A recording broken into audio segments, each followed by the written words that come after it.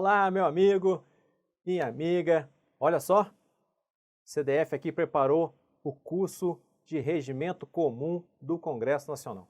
Fizemos aí o curso de Regimento Interno para o Senado Federal e agora estamos fazendo o Regimento Comum para o Congresso Nacional, um curso especialmente pensado, elaborado com o maior cuidado para a sua preparação. Professor, mas isso cai onde? Cai no concurso do Senado, é cobrado no concurso do Senado, assim como é cobrado lá no concurso também da Câmara dos Deputados. Não vai ser cobrado nas assembleias legislativas, não vai ser cobrado também nas câmaras municipais. É muito difícil. Realmente o curso de Regimento Comum ele é especial, ele é preparado nessa direção para o concurso do Senado e para o concurso da Câmara. Sou o professor Ronaldo Quintanilha, estou muito contente de estar aqui com você. Trabalho lá na Câmara dos Deputados, sou analista legislativo, faço mestrado lá em processo em Poder Legislativo, nosso mestrado lá na Câmara, estou encerrando o mestrado e estamos juntos aqui para trocar uma ideia legal sobre o Regimento Comum. E como que vai começar o seu estudo de Regimento Comum do Congresso Nacional? Não poderia ser de outra forma, senão pela Constituição Federal. Leitura aí dos artigos 44 até o 75. Eu gosto de incluir até o 75, que é essa parte do controle externo que envolve o Tribunal de Contas da União. Esses artigos são de leitura obrigatória para você, porque eles vão refletir lá no regimento interno do Senado, lá no regimento interno da Câmara e também no regimento comum. Então vamos dar uma olhadinha aqui na nossa videoaula. Aqui, ó, o sumário, você está com ele aí, ó, competências do Congresso Nacional, da Câmara dos Deputados e do Senado Federal. Então, para estudar essas competências, por que nós estamos estudando essas competências? Elas estão na Constituição Federal, refletem lá nos regimentos, nas normas internas das casas, e a gente está num legislativo bicameral. O que é um legislativo bicameral? Formado por duas casas, a Câmara dos Deputados e o Senado Federal. Ah, professor, essa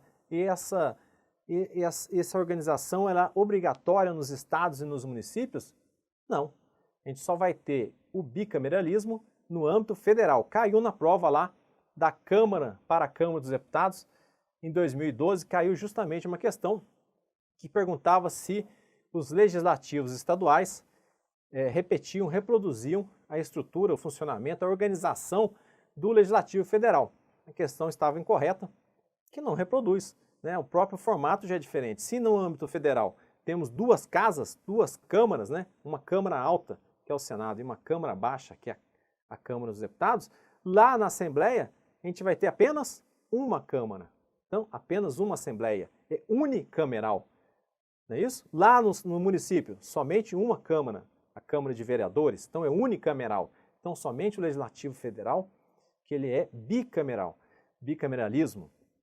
O projeto tramita na Câmara dos Deputados e no Senado Federal, a maioria deles, ou tramita pelo Senado Federal e depois vai para a Câmara dos Deputados. A Câmara, nesse processo legislativo, tem um pouquinho aí de vantagem, porque a maioria dos projetos dão entrada na Câmara, então se o projeto vai da Câmara para o Senado, quando retorna, a Câmara daria aí a última palavra nesse projeto. Então é o bicameralismo na forma que está escrito lá no artigo 44 da Constituição Federal. O poder legislativo será exercido pelo Congresso Nacional, por intermédio da Câmara dos Deputados e do Senado Federal.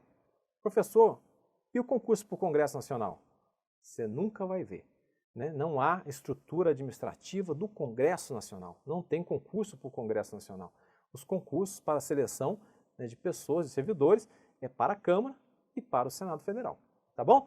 Mas tem competências do Congresso Nacional. E aqui, ó, vamos lá. Competência do artigo 48 são do Congresso Nacional.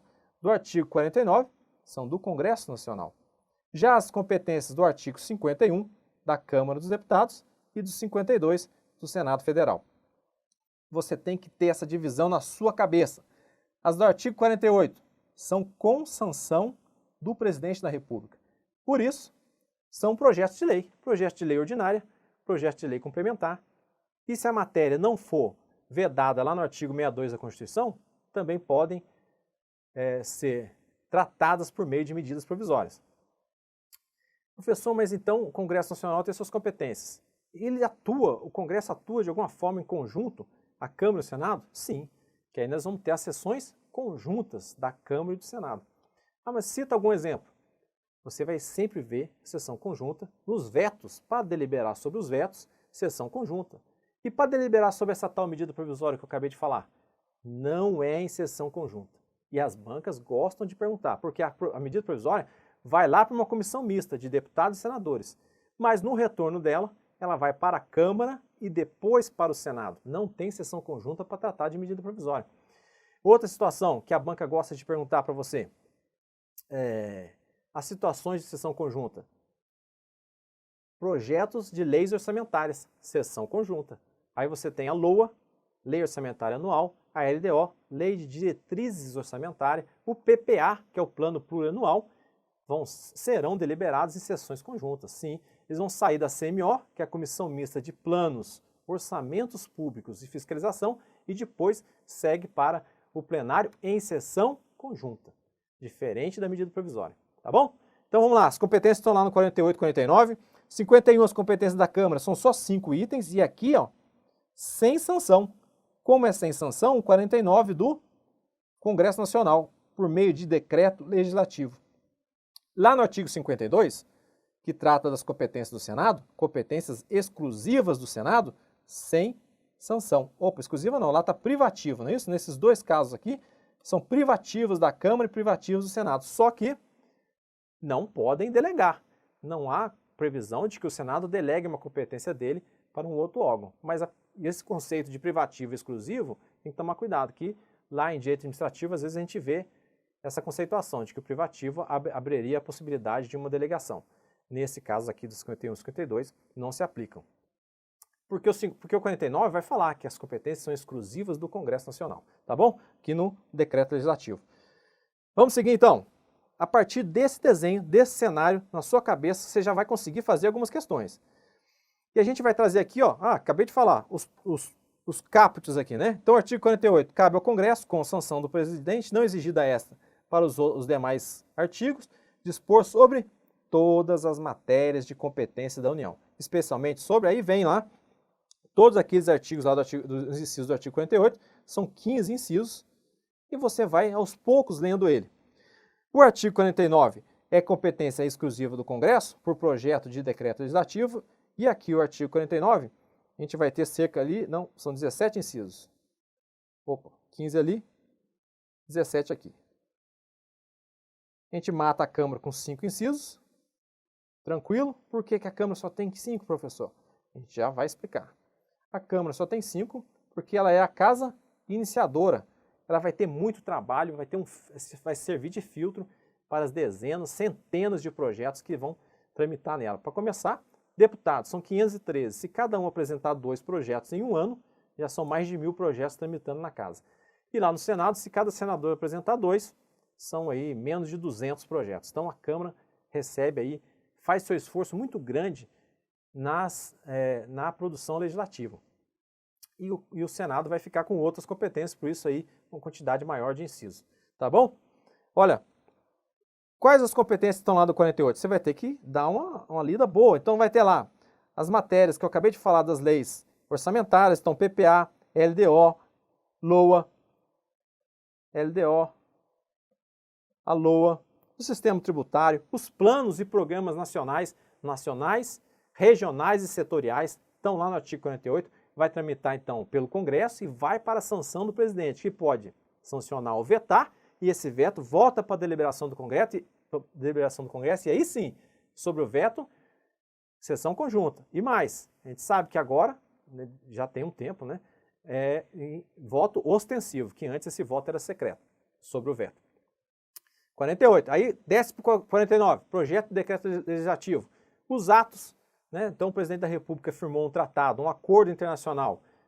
Esse ato vai vir lá para o Congresso Nacional, por meio de projeto de decreto legislativo, o Congresso vai deliberar. Esse projeto de decreto legislativo vai tramitar pela Câmara e pelo Senado.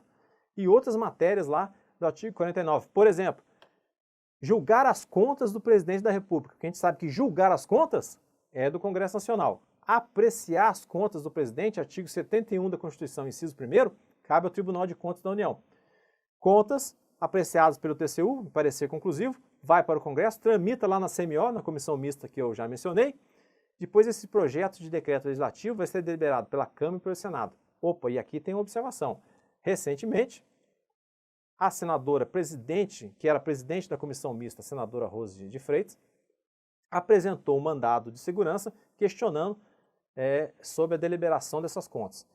Foi para o STF disse que realmente fazia sentido, que as contas, apesar de ser deliberado pela Câmara e pelo Senado, faria mais sentido que as contas fossem deliberadas em sessões conjuntas, assim como são as leis orçamentárias, as contas do presidente também seriam em sessões conjuntas. Isso não está ainda resolvido, depois disso o Congresso não deliberou mais sobre nenhuma conta, acho que a última, nem da presidente Dilma, acho que foi liberada ainda pelo Congresso, então tem uma fila lá de contas para ser liberada, o TCU já apreciou, mas elas estão paradas lá na CMO, algumas já deliberadas para a CMO e outros ainda nem a CMO deliberou. Que aí vai ter que resolver essa questão, se vai ser em sessão conjunta ou vai permanecer como sempre foi, tramitando um projeto de decreto legislativo, tramitando nas duas casas. São matérias lá do artigo 49. E depois as matérias do artigo 51 e 52, você vai ter que dar uma lida boa, separar elas, porque vai estar na sua prova com grandes chances aí e você vai acertar, com certeza. Vamos embora, vamos continuar. Esse estudo você tem que começar a separar itens e comparar um com o outro. Por exemplo, do artigo 48, que exige a sanção do presidente, tem lá no inciso 7 a transferência temporária da sede do governo federal. Então, se o governo federal pretender mudar a sua sede, vai fazer o quê? Um projeto de lei que vai tramitar no Congresso e com a sanção do presidente. Agora, a mudança temporária da sede do Congresso, estou falando do Congresso, da sede do Poder Legislativo, 49.6, como a gente disse, não tem sanção. Aqui seria um projeto de decreto legislativo, ia tramitar na Câmara e no Senado. Olha essa aqui, ó, subsídio dos ministros do Supremo Tribunal Federal. O subsídio dos ministros do Supremo, que é o teto, na administração pública federal, né, e estadual e municipal também, aí vai ter os tetos também estadual e municipal, mas o teto federal, o subsídio dos ministros, projeto de lei, de iniciativa lá do Judiciário, vai tramitar na Câmara e no Senado e vai para a sanção do presidente. Agora veja que o subsídio, vamos marcar aqui de outra cor para a gente não esquecer. O subsídio dos deputados e dos senadores, dos deputados federais e dos senadores, projeto de decreto legislativo sem sanção. Os subsídios do presidente da República, do vice-presidente e dos ministros de Estado, projeto de decreto legislativo sem sanção. Então, quando o presidente fala lá assim, eu vou diminuir meu salário em 20%, ele tem competência para isso? Não tem. A competência com relação ao subsídio do presidente da República é competência do Congresso Nacional, Câmara e Senado. Mas ele pode sim pegar 20%, 30% do seu salário, pode fazer até um decreto falando nisso, mas a competência é do Congresso. Ele faz isso e retira da conta e repassa, doa para algum órgão aí. Tudo bem, mas a competência é do Congresso Nacional, é ele que fixa o subsídio, tá bom? Deputado, eu acabei de falar, subsídio de deputado federal. E senador? Tem senador federal? Não. Porque não temos senador estadual?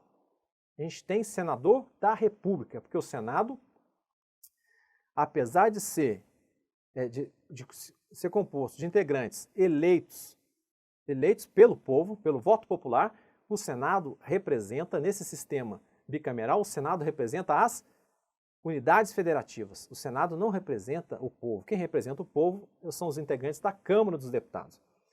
Então o Senado é o senador da República, ou apenas senador.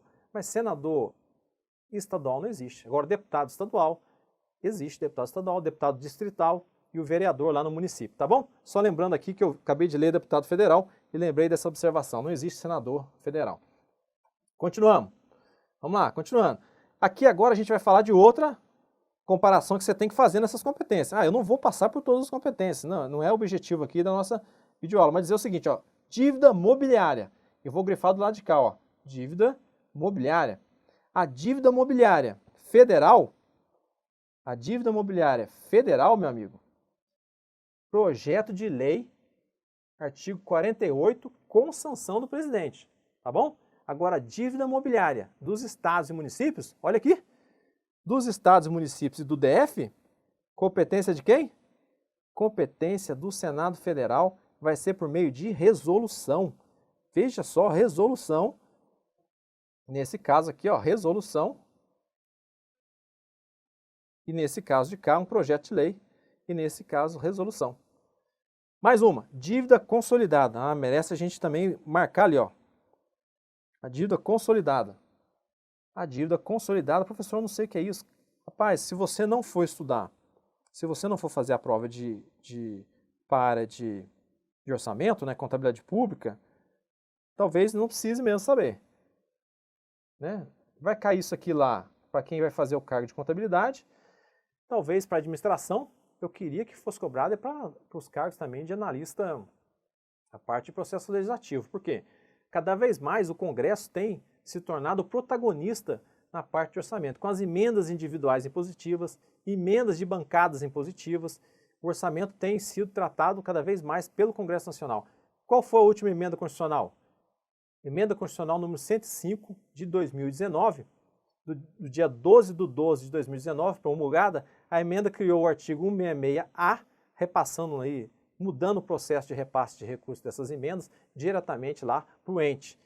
Veja, quem faz as emendas? O senador e deputado, mas quem faz o assessoramento? É o servidor que está ali do lado dele, então esse servidor cada vez mais tem que conhecer aí, tem que saber atuar na área de orçamento. Então, a cobrança de AFO, de Administração Financeira e Orçamentária, podia sim também ser estendida aí para aqueles que vão atuar na área legislativa, como analista lá de processo legislativo. É só uma dica aí, uma que eu pensei agora aí. Vamos lá. O que é a dívida consolidada, então? Aí isso aqui é o conceito que está lá. Quando estava só na 4.320, são as exigibilidades acima de 12 meses. Mas depois veio a lei de responsabilidade fiscal e disse, não, além disso também as operações de crédito, que conste lá da LOA, e os títulos emitidos pelo Banco Central. Aí estendeu mais aqui o conceito.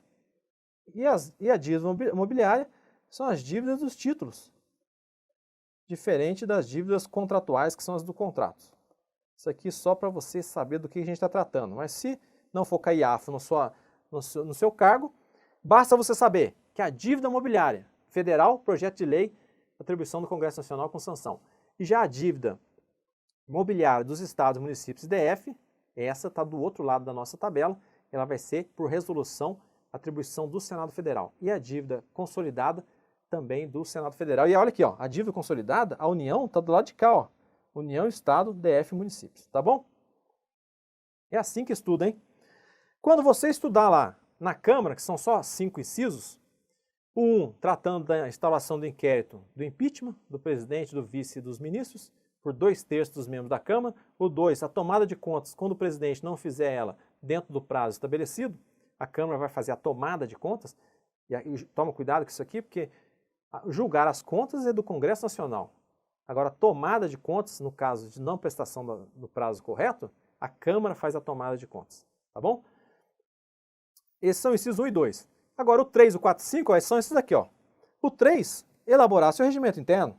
Lógico, né? A Câmara vai elaborar seu regimento interno por meio de uma resolução, e o Senado Federal, no inciso 12, também é idêntico a esse. Então, quando você estudar esses 3 da Câmara, você já vai estar sabendo os 3 lá do 15 do Senado. Então, em vez de 15, não são mais 15, são 12 que você vai estudar, né? Lá das competências do Senado para o concurso do Senado. Da Câmara aqui, ó, você tem que saber as duas, mas só temos aqui de uma dica para o estudo. No 4, dispor sobre sua organização, funcionamento, polícia, criação, transformação e extinção de cargos, empregos e funções de seu serviço e a iniciativa de lei. Aqui a Câmara tem a iniciativa de lei, como o Senado tem a iniciativa de lei para fixação da remuneração, observados os parâmetros da LDO. Então veja que aqui é tudo por resolução, exceto aqui nesse caso da remuneração. Isso foi a emenda constitucional número 19, né, de 1998, que criou aqui, que trouxe, tirou a competência da criação, da fixação do salário, do subsídio, da remuneração dos servidores por meio de resolução. Até então era resolução. A partir de 1998 passou a ser só iniciativa de um projeto de lei para tramitar nas duas casas e ainda ir para a sanção do presidente da República. Tá bom? E eleger os membros do Conselho da República nos termos do artigo 89 e 12, idêntico lá ao inciso 14 do Senado Federal, no artigo 52. Aqui eu tenho até um mnemônico aqui, ó, dispor sobre organização e funcionamento. Eu gosto de usar assim, ó, dispor sobre. Isso aqui caiu também na prova de 2012 da analista legislativo. Dispor sobre polícia, a organização e o funcionamento é POF, 7 depois aqui, que é criação, extinção, transformação de cargos, e no último CEF, Caixa Econômica, né? Não é Caixa Econômica, mas é só para guardar na minha mão, cargos, empregos e funções, com relação a esse inciso 4 aqui. E quando eu falo bicameralismo, eu lembrei falando em mnemônica aqui, questão de prova, eu lembrei de bicameralismo, eu já li também, você já deve ter lido, que tem também, em vez de ser bicameral, tricameral. Alguns doutrinadores citam tricameral, porque seria Câmara e Senado e Congresso.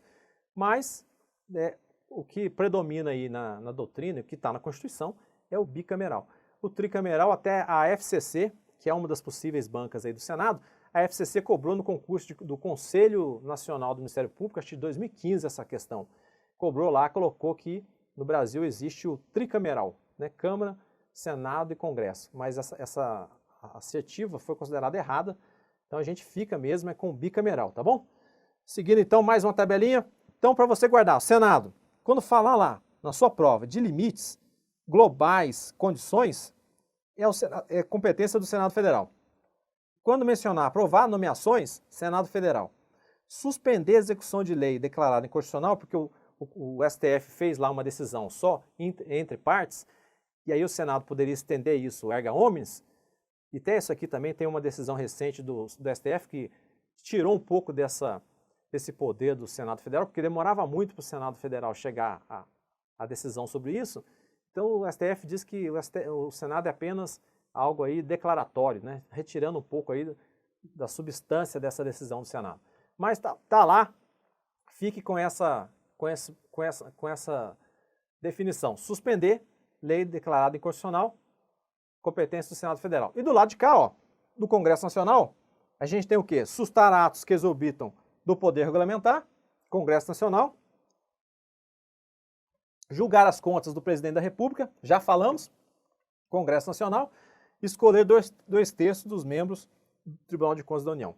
Eu vejo essas 6 aqui caem muito em prova e eu convido você aí a prestar atenção nelas, a não perder de vista essa tabelinha. Se a gente for lá no nosso curso de Regimento Interno do Senado Federal, que também está lá no CDF Concurso, a gente trata essas competências com essas comparações e essas tabelas. Por exemplo, aqui ó, é a competência do Senado no inciso 6, 7, 8 e 9.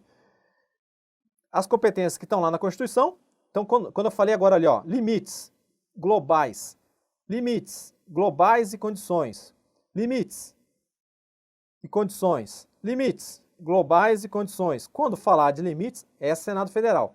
Essas competências que estão lá na Constituição Federal, você tem que separar assim, ó, quando for dívida consolidada, e a gente já falou da dívida consolidada, a dívida consolidada que o Senado vai, então isso aqui são competências do Senado Federal, que o Senado Federal vai tratar é da União, dos Estados, DF e municípios, quando for a dívida consolidada. Agora, quando for operações de crédito, não importa se externo ou interno, todos os entes, ó, União, Estado, DF e municípios, inclusive entidades da administração indireta, Senado Federal, resolução. Agora, quando for concessão de garantia, pessoal, concessão de garantia, somente da União. Tá vendo? E essa tabelinha lá, ela é essencial para o seu estudo, porque não dá para ficar só lendo, sem ter uma tática ali para memorizar, em alguns casos, e entender também. Então, olha aqui essa tabelinha aqui. Então, se a gente tinha 12 incisos para decorar, para aprender, já pode tirar esses 4, que você já vai ter ele aqui, ó. Então, na verdade, de 12 já sobraram 8 lá. Tá vendo? E a dívida imobiliária? A gente já olhou. A dívida imobiliária, quando for o Senado Federal, ele só vai tratar da dívida imobiliária com relação aos estados, ao DF e aos municípios. Por quê? A dívida imobiliária federal, que a gente já viu, a federal, fica por conta do Congresso Nacional por meio de projeto de lei. O Senado vai cuidar da dívida imobiliária dos demais entes, tirando a União, por meio de resolução. E eu já coloquei aqui na última coluna a comissão lá dentro, que é a comissão responsável, que é a CAI. Tá bom? Eu também gosto desses esquemas aqui, ó, que eu tenho até postado nas redes sociais. Olha só, processar e julgar ministro do STF e os membros do Conselho Nacional de Justiça e do Ministério Público, PGR e AGU, nos crimes de responsabilidade. Isso está lá na Constituição, competência do inciso 2. É mais uma delas. Vendo essa aqui, ó, quando você for para o regimento, ela vai estar lá. Processar e julgar no regimento do Senado. 377, inciso 2, vai estar lá. E aqui, ó, vai estar todo o processo detalhado nesses outros artigos aqui. Por isso que a gente diz que o estudo da Constituição é essencial, ele é imprescindível para você entender o regimento.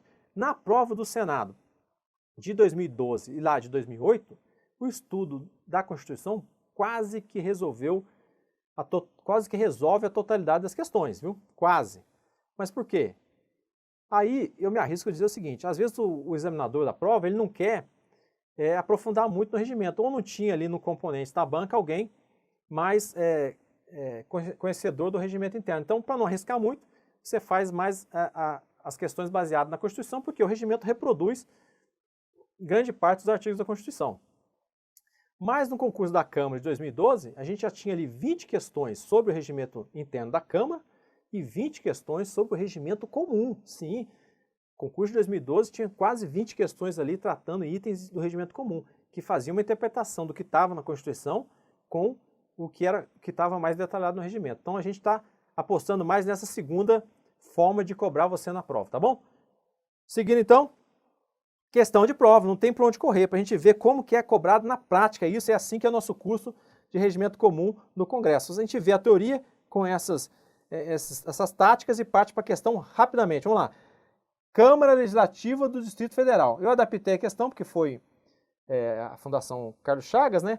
Mas vamos lá. Compete exclusivamente ao Congresso Nacional sustar os atos normativos do Poder Executivo que exorbitem o poder regulamentar ou dos limites da delegação legislativa. Está correta, é isso mesmo, é por meio de projeto de decreto legislativo.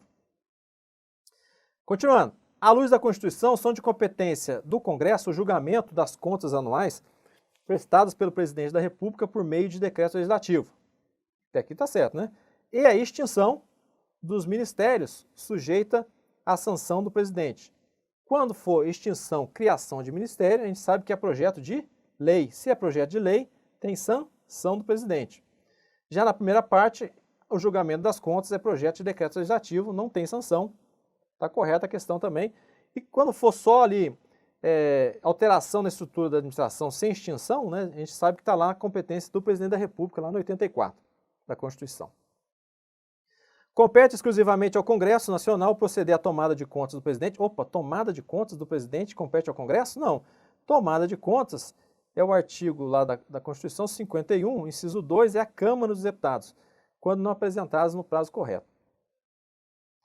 A Câmara tem competência privativa para julgar anualmente as contas prestadas pelo Presidente. Quem julga anualmente as contas, está certo julgar, quem julga é o Congresso Nacional, e aí é projeto de decreto legislativo, portanto, sem sanção, artigo, aí você já está craque, hein? Artigo 49, o TCU vai apreciar e o Congresso vai julgar. As contas, por exemplo, o TCU nas contas da presidente Dilma, rejeitou as contas, né, de 2014, 2015, foram rejeitadas. Acho que do presidente Temer foram aprovados com ressalvo, 2016, 17 e 18 também já foram julgadas, né? E 2019 serão apreciados pelo Tribunal de Contas durante o ano aí de 2020. Então essa aqui está errada, acho que essa aqui é a última. É de competência exclusiva do Congresso o estabelecimento de limites, falou em limites e condições é quem? Senado Federal, então não é Congresso, está errada a questão. Montante da dívida imobiliária dos estados e do DF, a gente viu isso aqui. E encerramos a nossa aula aí, videoaula sobre o regimento comum, partindo da Constituição, indo em direção ao regimento comum. A gente tem que conhecer, você tem que conhecer essas competências que estão na Constituição para entender melhor o funcionamento do Congresso lá no regimento comum, lá no regimento do Senado e no regimento da Câmara. Um grande abraço, até a próxima.